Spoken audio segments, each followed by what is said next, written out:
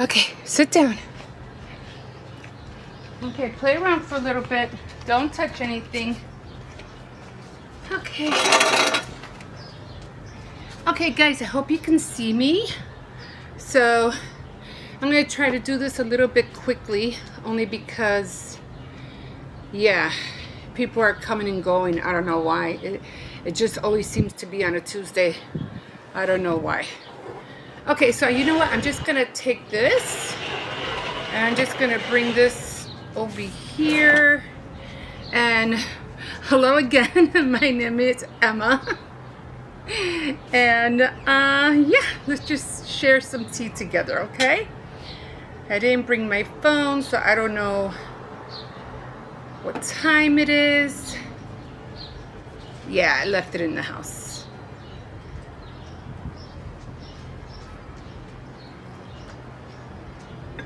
Okay, so the tea is really, really good. And these were just some snacks that I bought out. Nothing, you know, sensational. I didn't bake anything or anything like that. Of course, my oven is still broken. It still needs the igniter to be fixed. So, I don't know when that's going to happen. So, I don't know. We'll see. Don't want to buy a new stove neither, because usually a new stove by now, would they cost like what? For $500 these days. I don't know, and I really don't need one right now. Not a new one. So these just have, they're just like little crackers, and they have like little marshmallow on top with like coconut sprinkles on top. That's about it.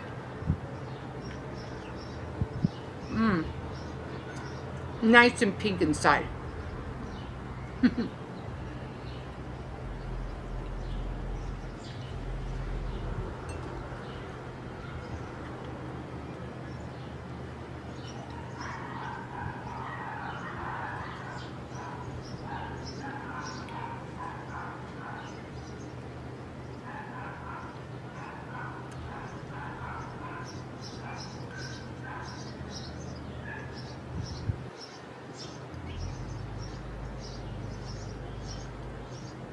And I did learn from Emily Post, you never talk with your mouth full.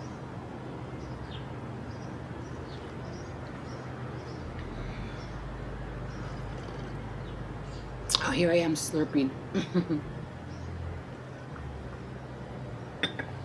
I had made some, what do you call it? I had made some meatballs the other day, and they were Spanish style meatballs, and they had rice in it, and I did a short with them.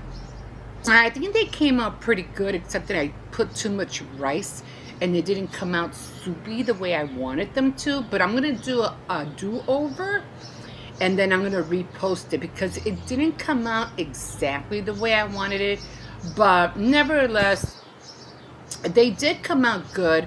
I'm going to make sure that I try to stay away from cumin, because cumin seems to be giving me heartburns lately. I don't know why. Maybe I put too much. I don't know. But I'm going to make another batch, and I'm hopefully, because I really didn't like the way it looked when I made my short. But, you know, it was even worse the first time I did it. Like, the first time I did it was really, really bad. It was like, you didn't even know there was meatballs in there, because everything was orange and rice and ground beef. Like, it was terrible, mushy. But at least this time you were able to see the meatballs. So I'm going to do a do-over, and I hope they look really nicer next time.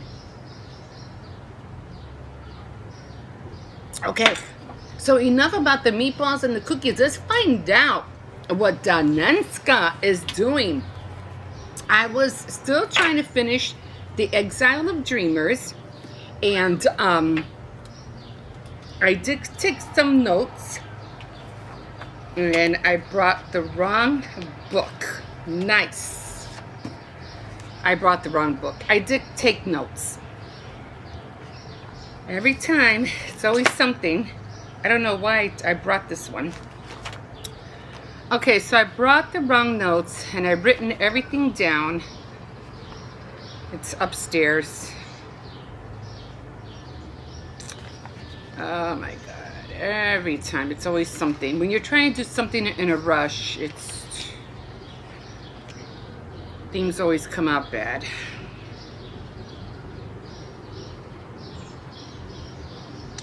Okay, so listen to me. I'm going to just try to remember what I wrote down. The last chapter 21, Tess was being swarmed by bees. They were stinging her, and she was trying to get Gabriel to, because they were like talking like a riverbank or somewhere, and all of a sudden she started running, and she was trying to get Gabe his attention and try to tell him to come with her, because evidently, bees were flying, and it was like they were going up her nose, up her skirt, and they were stinging her, and she was going crazy. But the thing was that she was looking at these golden bees, and the thing about the golden bees is that what she was going through wasn't even real. It was one of her dreams. And so what happened was that Gabriel finally, when he kneeled over her, she finally came to, and he goes, "Oh, hey, you're back." And she's like, like, what happened, what's going on? And he goes, "You fainted." And then he realized that when he was trying to get her to come to, who do you call it, Miss Sarangi, and who was it, Captain Gray, were running towards them to find out what was going on. And he finally did let her know that, no, she's fine. She just had one of her episodes. She just had a dream. He goes, "Oh, was that what that was?" That was a dream that she was going through? And apparently she was like, "Yeah, that's what she's going through. She'll be fine." And so Miss Sarangi was like, "Well, what happened? What did you see?" Because again, she has these like, what do you call it, prophetic dreams. And she was like, "What did you see?" She goes, "No, I didn't see anything. All I saw were these gold bees coming at me, and coming left and right and all over me." And he was like, "Well, let's help her up, and let's take her back to the house." Gabe says, "Don't worry, I'll carry her. It's fine." And she's like, no, I don't want you to rip your stitches. So she said, "No, I don't need you to carry me. I'll be fine. I'll walk." So they ended up walking to the, what do you call it, to the Sarangi house, and they were trying to Emma was still trying to find out if she knew anything, if she found out anything, and she was just insisting it was just golden bees. And then Captain Gray had stated that, he goes, "Perhaps not just a dream, Miss Aberson. Napoleon's royal crest bears a liberal application of golden bees. Even the flag he commissioned during his exile has golden bees. So, and they are considered a symbol of resurrection and immortality." So it wasn't like what she was going through did mean something. And apparently Napoleon is quite superstitious about the dreams. Danenska told him about mine. She was trying to tell Gabe that Danenska had told Napoleon about Tess's prophetic dreams, and that he wanted to meet her and to find out more about it. And that Danenska was trying to convince Tess to go back with her. And of course, Gabe was like, "Well, you didn't say yes." And she goes, "No, of course not. I'm not going to go." So then she told Lady Danenska no, but of course not. Okay, so I did end up writing more. "At least you know better." She lifted a glass, turned. Oh, so what happened was that Danenska, that night, she really wanted to, she didn't want to face her in the dungeon, so she had, what was the other girl's name? other girl's name?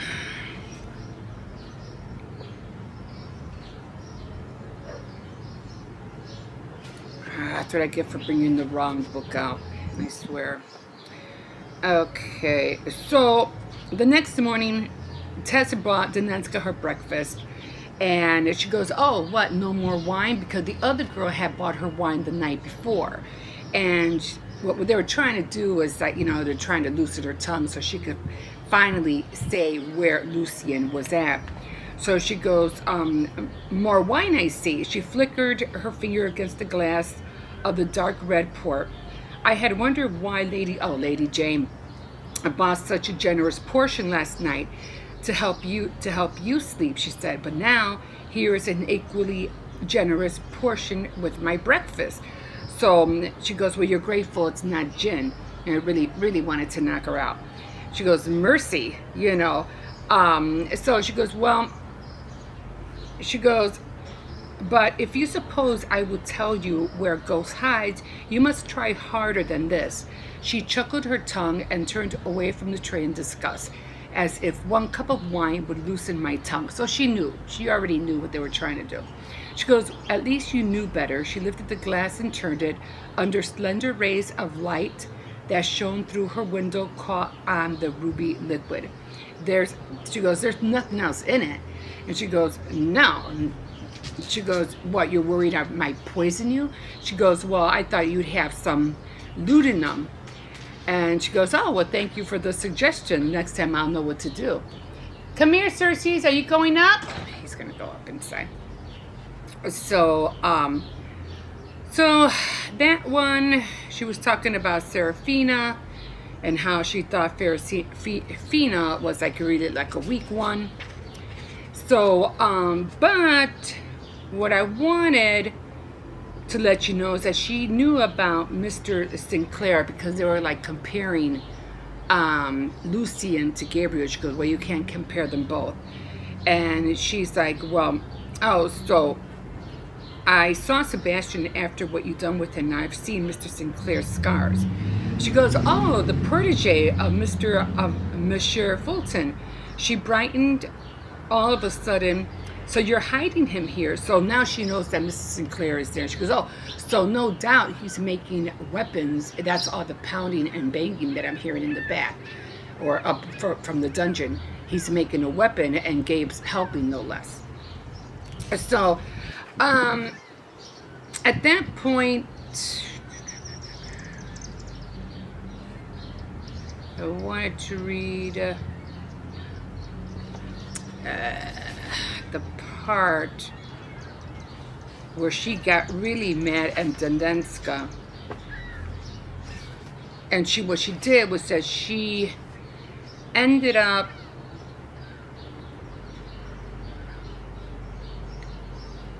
she had forgotten that Emma didn't take the knife away from her that morning like she did before, scared that she might do something to Danenska.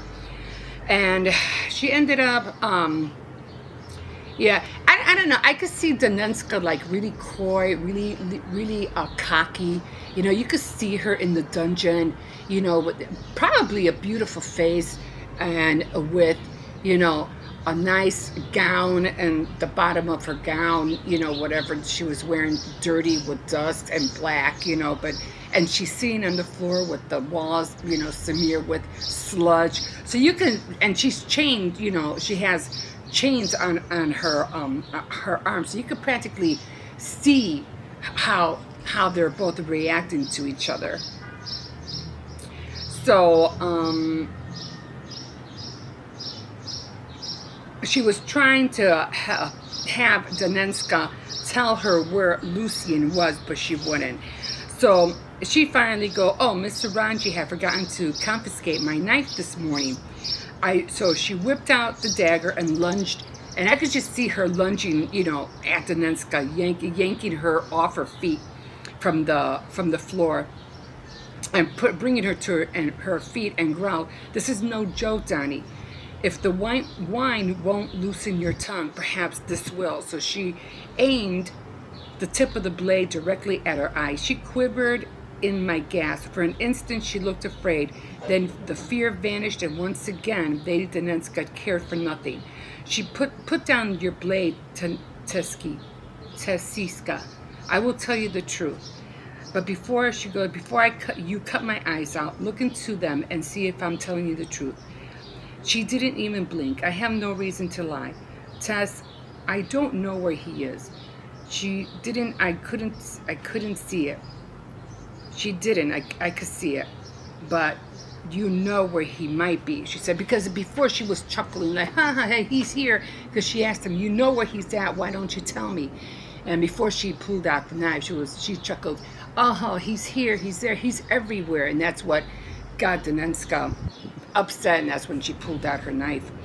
And then she was going on saying, well, you know, you ran away with this guy. You must have loved him. And she goes, well, no, I did not do it. I didn't do this all for love. She goes, are you nuts?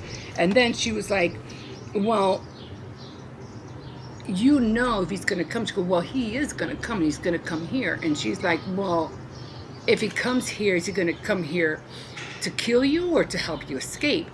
And she goes, I don't know. It might be either or. So she goes, well, if you want, I can kill him for you. And she's like, and it's up to you, you know, bottom line.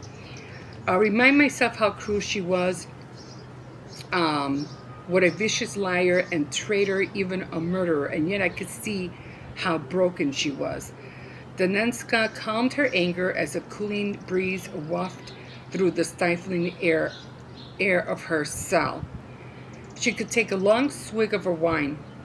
But dear gullible Teska, it is I who feel sorry for you. The feeble thing you call love, reality burns it off as the sun does the morning fog. So apparently she's telling her everything that she was doing it for the crown, not because she was in love with Lucien or anything like that.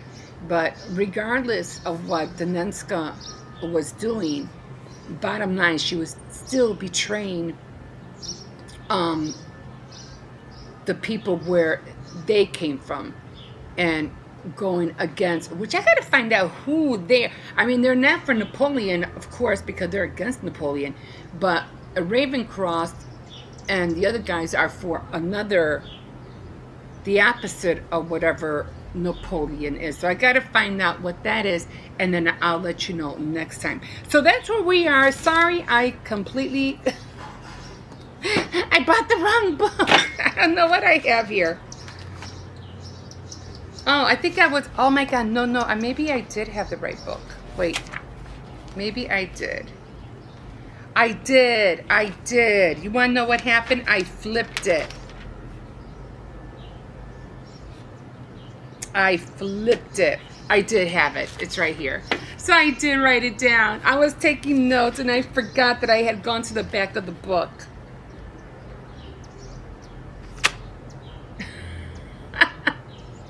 I'm so mad because I did right here, Lucien wouldn't kill you, but yeah, you know where he might be, but he will. Donnie goes, but he will come soon.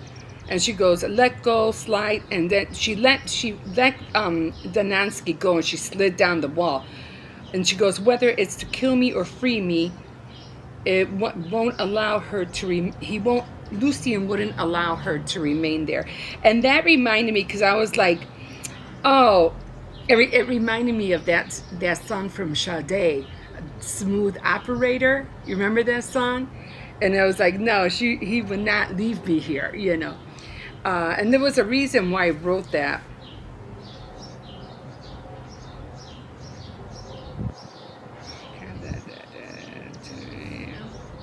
But it was probably in the book. But I'll tell you the reason I wrote that. But so I did have the book the whole time. Oh, for crying out loud. I tell you guys, it's crazy. Okay, guys, so like a fish in the sea, so glad you caught me. And I really hope you were able to see me, because I'm not really sure. I am working with a new camera, and it's already driving me crazy. I like it, but it's like I have to, work with all the new angles and everything like that. So, but gonna keep working on it. I'm gonna try to see more tutorials, and you know, because I was able to see if the battery was dying the last time, but I can't see this on here, so I don't know what's going on. Okay, guys, so I will catch you in my next video, and be safe out there. Summer's coming, 4th of July, all those holidays, summer, crazy summer nights. So guys, be careful out there. Talk to you later. Bye.